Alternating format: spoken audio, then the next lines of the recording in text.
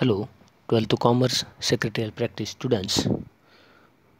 Today we have started chapter number 5, Deposits ठेवी.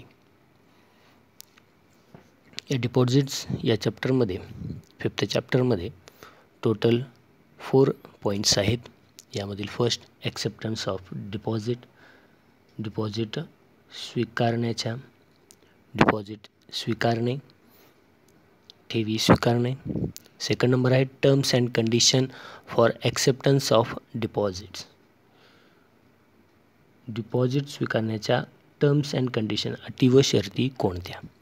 त्यानंतर third point आहे procedure for accepting deposit from public, जनतेकडनं deposit स्वीकारण्याची procedure काय, कार्यपद्धत काय. आणि फोर्थ नंबर आहे procedure for accepting deposit from members, मेंबर्सकडनं सभासदांकडनं ठेवी स्वीकारण्याच्या कार्यपद्धती. यामधील कोविड-19मुळं ॲकॅडमिक इयर 2020-21साठीचा पॉईंट नंबर 3 आणि पॉईंट नंबर 4 हा रिड्यूस करण्यात आलेला आहे, कमी करण्यात आलेला आहे. त्यामुळे डिपॉझिट्समधील फक्त 2च पॉईंट्स म्हणजे acceptance of deposits and terms and condition for acceptance of deposits हे 2च पॉईंट आपल्याला लर्न करायचे आहेत, शिकायचं आहे. उर्वरित थर्ड नंबर अँड फोर्थ नंबरचा पॉईंट्स हे डिडक्शन करण्यात आले आहे 25%. त्यामुळं हा चॅप्टर हे आपल्याला लवकरच संपेल. छोटा चॅप्टर राहिला, 2च पॉईंट्स राहिले फक्त, acceptance of deposit and terms and condition for acceptance of deposits. यानंतर आपल्याला हा चॅप्टर डिपॉझिट्स हा सुरू करायचा आहे. इंट्रोडक्शन. डिपॉझिट म्हणजे एक प्रकारचे ठेवी आहेत. जसे आपल्या घरामधील असतील व्यक्ती आपण पाहतो इन्व्हेस्टमेंट करण्यासाठी बँकेमध्ये FD करतो, फिक्स्ड डिपॉझिट ठेवतो, त्यावरती आपल्याला रिटर्न म्हणून इन्व्हेस्ट केलेल्या फिक्स्ड डिपॉझिटवरती बँकेमध्ये इंटरेस्ट भेटलं जातं आणि एका विशिष्ट टर्म पिरियडसाठी आपण ठेवतो. त्याच पर्यायानं, त्याच पद्धतीनं कंपनी जनतेकडनं म्हणजे पब्लिककडनं आणि मेंबर्सकडनं एक रोख स्वरूपात कॅशमध्ये कंपनीला कॅपिटल इन्क्रीज करण्यासाठी लोकांकडनं काही कॅश स्वरूपात एक डिपॉझिट ठेवून घेते आणि त्याला त्या बदल्यात एका टेंट्युअर पुरता, मर्यादित पुरतं कंपनी ती डिपॉझिट ठेवून घेते आणि त्यावरतीच त्यानुसार त्यांना इंटरेस्ट देते. अशा प्रकारचं आपल्याला या चॅप्टरमध्ये डिपॉझिट्स यावरती पाहायचं आहे. Introduction. Accepting deposits from the public or from its own members is one of the sources of raising funds for a company. Company पब्लिककडनं किंवा तिच्या ओन मेंबर्सकडनं म्हणजेच तिच्या सभासदाकडनं ठेव स्वरूपात रक्कम स्वीकारते. त्यावेळी तिच्या भांडवलास कॅपिटलमध्ये source of rising funds for a company, भांडवल उभा करण्यास मदत होते. It is cheaper to raise funds through deposits.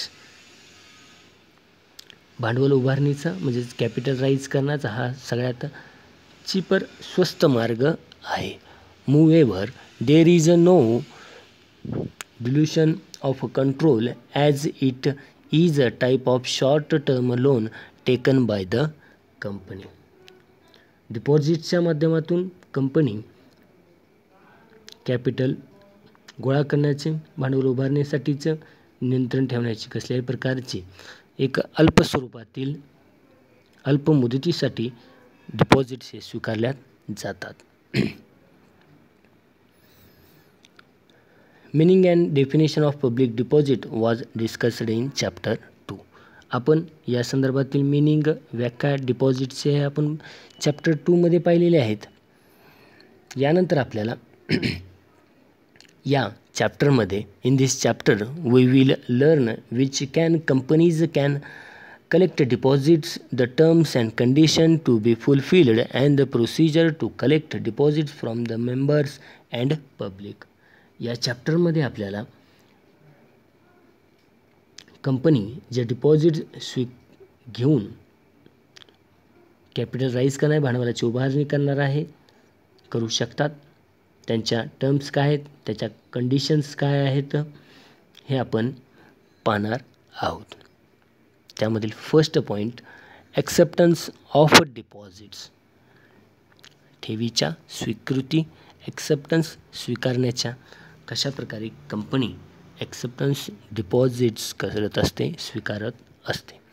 All companies accepting deposit except, खालील कंपन्या वगळता इतर कंपन्या ह्या डिपॉझिट स्वीकारू असतात. खालील कंपन्या वगळता ठेवी स्वीकारण्या डिपॉझिट स्वीकारणाऱ्या इतर कंपन्या कोणत्या? All companies accepting deposit except, खालील सोडून बाकीच्या कंपन्या. फर्स्ट नंबर आहे अ बँकिंग कंपनी.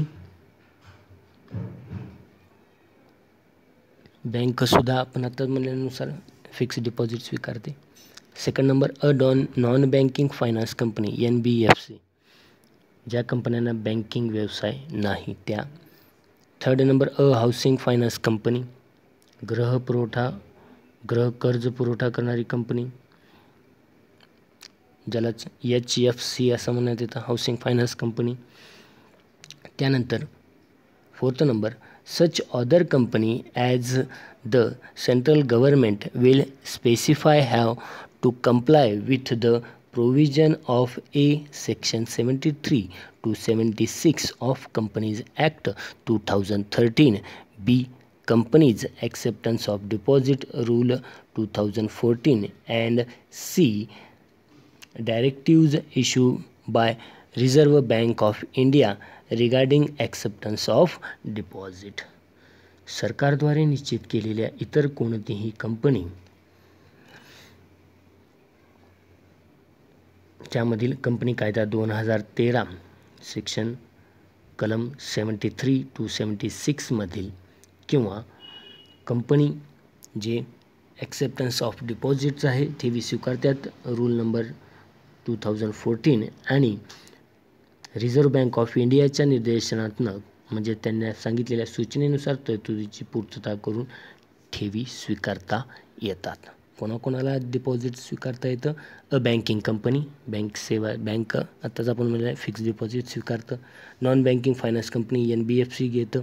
त्यानंतर हाऊसिंग फायनान्स कंपनी आणि ज्या गव्हर्नमेंटनी कंपनी कायदा 2013 मधील सेक्शन 73 to 76 कलम 73 ते 76 मधील कंपनी किंवा रूल नंबर 2014 मधील किंवा रिझर्व्ह बँकेने निर्देशित केलेली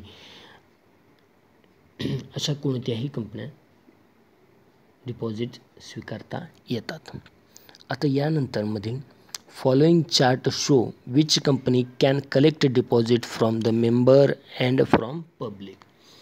खालील एक चार्ट देण्यात आला आहे. त्या तक्त्यात कोणत्या कंपन्या सभासदाकडून मेंबर्सकडनं आणि जनतेकडनं ठेवी स्वीकारू शकतात ते दाखवण्यात आले आहे. कोणत्या कोणत्या कंपन्या हे आपल्या मेंबर्सकडनं आणि पब्लिककडनं म्हणजे जनतेकडनं हे स्वीकारू शकतात. एक चार्ट दिला आहे ॲक्सेप्टन्स ऑफ डिपॉझिट्स, त्याला डिवाईड करण्यात आलेलं आहे फॉर मेंबर्ससाठीचं आणि फॉर पब्लिकसाठी. कोणत्या कंपन्या मेंबर्सकडनं स्वीकारू शकतात डिपॉझिट्स आणि कोणती कंपनी पब्लिककडनं स्वीकारू शकते. आता मेंबर्सकडनं कोणत्या कोणत्या कंपन्या घेतात? प्रायव्हेट कंपनी, पब्लिक कंपनी, परंतु public company other than eligible company. Public company पात्र कंपनी शिवाय आणि इलिजिबल पब्लिक कंपनी आणि पात्र सार्वजनिक कंपनी. त्यानंतर फ्रॉम पब्लिककडनं eligible public company and government company, पात्र सार्वजनिक कंपनी आणि सरकारी कंपनी. आता यामध्ये पब्लिक कंपनी आणि अदर दॅन इलिजिबल कंपनी कोणती, पात्र कंपनी सोडून म्हणजे नेमकं काय हे आपण पाहूया. Private company, a private company can accept deposit from its members or directors or relatives of directors. खाजगी कंपनी ही सभासद, त्यांचे डायरेक्टर, त्यांचे नातेवाईक यांच्याकडून ठेवी स्वीकारू शकते, डिपॉझिट स्वीकारू शकत असते. आता सार्वजनिक company, public company other than eligible company, पात्र कंपनी सोडून कोणती. These companies can accept deposit from its members or directors. जी पब्लिक कंपनी आहे म्हणजे सार्वजनिक कंपनी आहे, ही सभासद आणि संचालकांकडून ठेवी स्वीकारू शकते. आता eligible public company. These company can accept deposit from their members and also from the public. Eligible public company means company having a net worth of not less than 1000 crores or turnover of not less than 500 crores and which has obtained prior approval of its shareholder through special resolution from accepting public deposits. Eligible public company म्हणजे पात्र सार्वजनिक company म्हणजे कोणती company जिचा net worth निव्वळ मालमत्ता, जी net worth आहे निव्वळ मालमत्ता ही 100 कोटीपेक्षा कमी नाही, नॉट लेस दॅन 100 करोड्स. जिची नेटवर्थ जिची निव्वळ मालमत्ता ही रुपये 100 कोटीपेक्षा कमी नाही, किंवा or turnover of not less than 500 crores, जिची वार्षिक उलाढाल ही 500 कोटीपेक्षा कमी नाही आणि which has obtained pair approval of its shareholder through special resolution for accepting public deposits.